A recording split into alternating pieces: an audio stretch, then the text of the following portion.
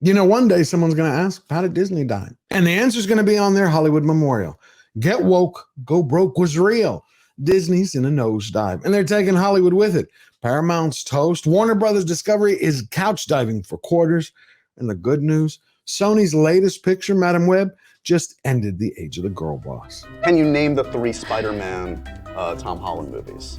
Spider-Man, here he comes. Here he comes, yes. That's number 1. Yep. Spider-Man, and he's back. And the other one, the last one is The Goblet of Spider-Man. In just 2 weeks, Disney attacked the fans. A film flopped. Mary Poppins was officially branded as offensive, and they got more lawsuits against them than Mickey has fingers. I've got one recommendation. Ready? Ready? Ha ha! Sell. Abandon ship! To top it off, Snow White actress Rachel Zegler just beat Tom Cruise as the best action star of 2023. So is this the final curtain for the Mouse House? Not if we keep fighting.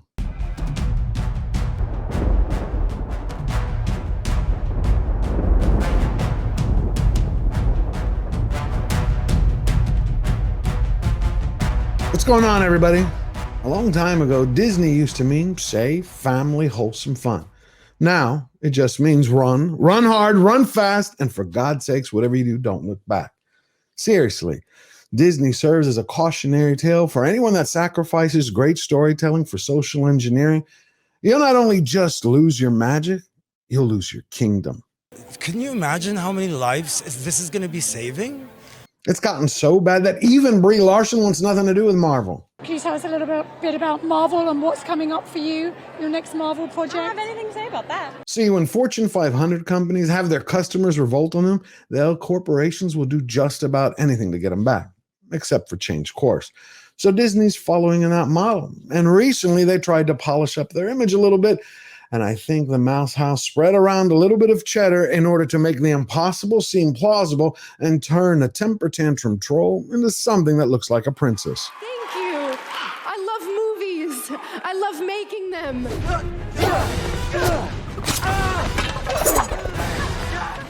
And I am a fan of movies, and I'm surrounded by movie fans. What we are witnessing right now is the fall of a media empire, because nothing else explains how Snow White actress Rachel Zegler, who actually hates Snow White, just won the People's Choice Award for Best Action Star of 2023. And no, I'm not kidding. It's not a headline from The Onion or the Babylon Bee. Seriously, this is real. It's about as real as Disney can twist reality. Fortunately for all of us, not everyone's IQ is in the low double digits after being programmed from bad education and bad movies. Rachel Zegler's Action Movie Star Award has fans crying foul over Tom Cruise, Keanu Reeves being robbed. So last year, Tom Cruise had Mission Impossible. The man does his own stunts, hanging off a train, jumping off of cliffs, you name it, he does it. Then Keanu Reeves was in John Wick 4, dismantling the bad guys, one explosive beat down and bullet at a time. Then we had Denzel Washington, one of my favorites in Equalizer 3, serving up justice one shotgun blast after the other.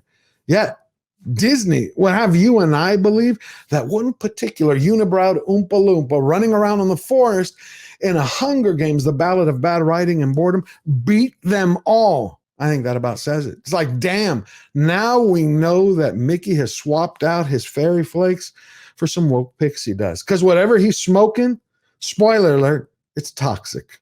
Top Disney movie boss steps down in shakeup. Breaking news. This just came over the wires.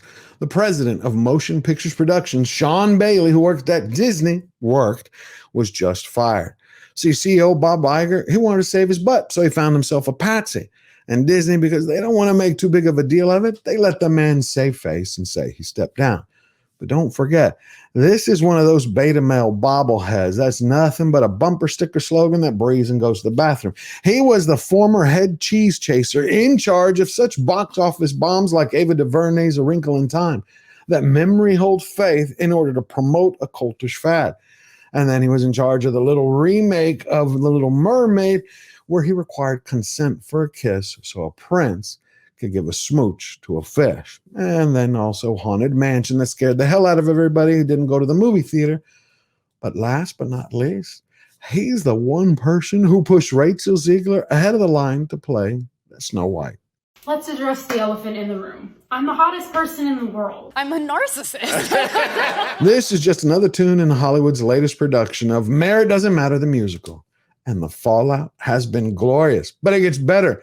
In the last 14 days, Disney has been under siege from all sides. They're being sued by everyone. You got the soap opera General Hospital. Their crew members are holding the Mouse House's feet to the fire for violating one of Hollywood's holiest of scriptures, My Body, My Choice. And then you go to American First Legal. They are striking back at the Tragic Kingdom for fighting racism with racism by embracing DEI. Then Fubo TV is hammering Disney along with Fox and Warner Brothers Discovery for conspiring to rig streaming sports. And last but not least, you got true warrior queen Gina Carano. She's all suited up to take the Mouse House to the mattresses, and she's got the backing of Elon Musk's big pockets. Go yourself. Is that clear? I hope it is. Hey, Bob, if you're in the audience. Right now, if you look outside, the storm clouds are brewing over Mickey and Minnie's heads. And their latest unprecedented action is going to make Walt Disney jump out of his grave. See, the Tragic Kingdom just sent some of their animation productions. They outsourced them to Canada, but that's not all. The pain gets worse. They have now turned over all distribution for their physical media from Blu-rays to 4K discs to their blood rival Sony. Disney thinks they're playing chess with checker pieces. They believe they're making bold moves, but the only thing they're doing is knocking down their own kings. Mary Poppins gets new age rating in Britain for racist language. The musical about a nanny with magical powers had been classified for all audiences since 1964. But the British Board of Film Classification has issued new guidance. That's the word that the British Film Board blew a gasket over. Apparently, Hottentots is a racist term for the Kikuyu tribe of people in South Africa. It's also the same word that Admiral Bloom uses in the movie to describe the chimney sweeps when they get soot on their faces. We're being attacked by Hottentots! Aye, aye, sir. Cheesy devils! Give them what for! No one did this to protect or safeguard children's minds. This is just a continuation of the same cancel culture crusade to take out classics with beauty, universal themes, and humanity in them. It was all another system of control. Radicals absolutely despise Mary Poppins. They completely loathe nuclear families, especially loving dads. So what they fear, they hate, and what they hate, they seek to destroy. And do you think that Disney put up a fight? Not for a solitary moment. But the good news is that art is based on truth. Woke is a lie, and every lie has an expiration date. We've tended to shy away from politics. And in doing so, I think we've shied away from talking about issues that aren't political at all. By the way, I take responsibility for this. I was CEO for 15 years. And we should feel free as a company to comment about that. You know, I'm very proud of a lot of the work we've done in terms of diversity and inclusion on screen. Wow, we did Black Panther. How great are we? I, too, am extraordinarily humble. And stupid. That was CEO Bob Iger's little message about how the Mouse House wanted to get into politics.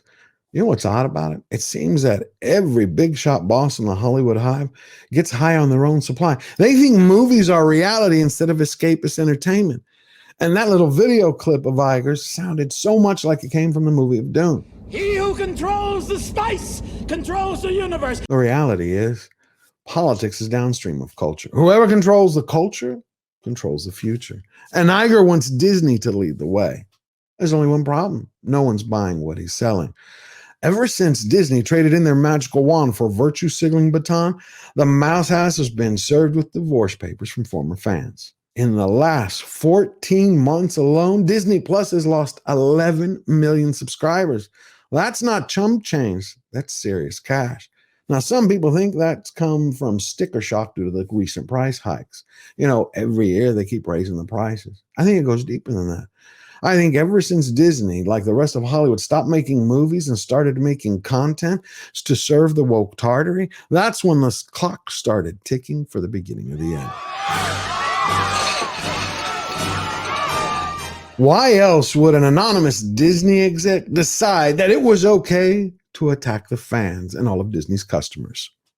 Everyone says it's the movie, stupid. which is an easy thing for people to say. So make better movies becomes code for make movies that conform to regressive gender stereotypes or put men front and center in the narrative. The cowardly exec did not have the courage to sign his name to his own attacks. And what he's basically saying is that anyone who wants to see movies made like they were in the golden age of cinema, they're racist pigs. And that's proof positive that woke is not only destructive to entertainment, but it completely lobotomizes the mind. And right now, it's gotten so bad that even grandma's apple pie is seen as a symbol of structural racism in society. So that leaves the question, what is woke? Well, for me, woke is an analogy to fun. A doctrine of division dressed up like virtue where mean people think they have a free pass to be cruel to those they want to control. Basically, at the end of the day, it's bad people justifying ways to be bad people and slapping a bumper sticker slogan on it so they can feel good about being losers. Nothing more. And we can see the destruction in its wake all around us. You got Warner Brothers Discovery stock is in the toilet, Paramount's toast, and Natalie Portman is complaining for the fact that there aren't enough movie roles to go around, plus the fact that her kids know YouTubers' names, but not any movie stars. Here's a hint, Natalie. There are only about 3 movie stars really left. Tom Cruise, Keanu Reeves, and Denzel Washington. And they were just mocked by the Hollywood Hive. Now, if you liked that video and found value in it, hit the subscribe button, put your thoughts in the comments down below, and share with everyone you know. And to win every battle and stay true to yourself, all you have to do is remember that we never bow down, we never bend the knee. Always roll.